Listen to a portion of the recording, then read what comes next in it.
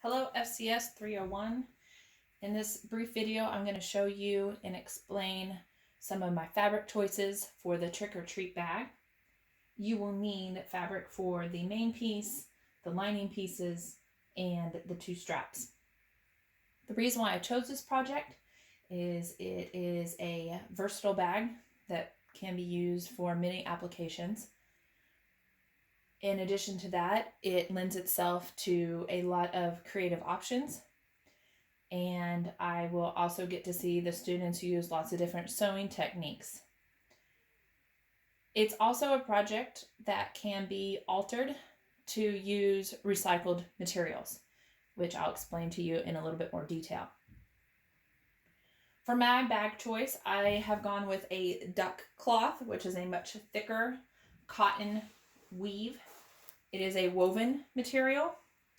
It is heavy duty, and this will be the main piece or the outer piece of my bag. So my bag technically is not going to be reversible. However, you can make yours where it could be reversible with the different lining and main piece options that you choose. For the inside lining, I have gone with something that I've had in my closet for a while now, which is this insect print. It also is a much thicker cotton weave and will be very durable for holding books and anything my kids can think of that they want to use this bag for.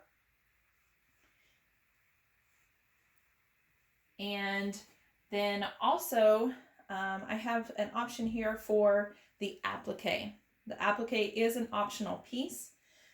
It will add a little bit more of a decorative feature to the outside of the duck cloth.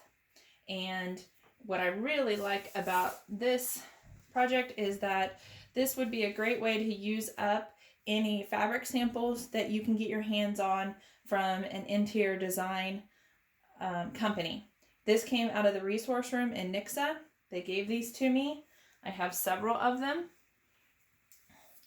These are two other sample products that they gave me that I've not been able to find a use for.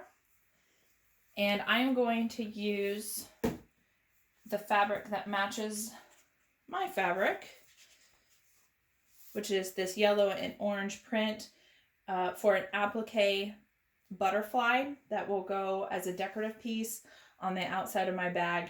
And I will be attaching that using some heat and light bond. If you do not have an applique or the heat and light bond, or heat and bond light, excuse me, you could also use heat transfer vinyl and cut out a pattern using a silhouette or a Cricut machine of your choosing.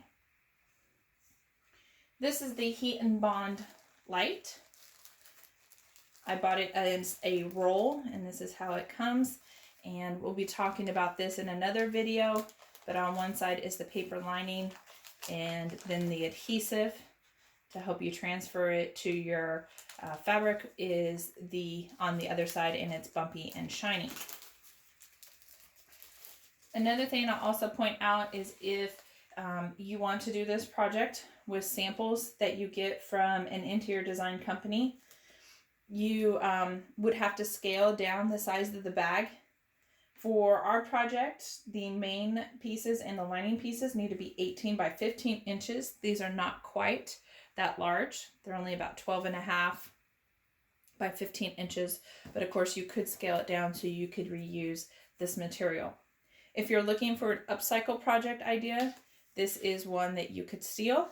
By all means, go ahead and do that. What I like is that this also gives me some great options for students to look through when we're talking about color theory.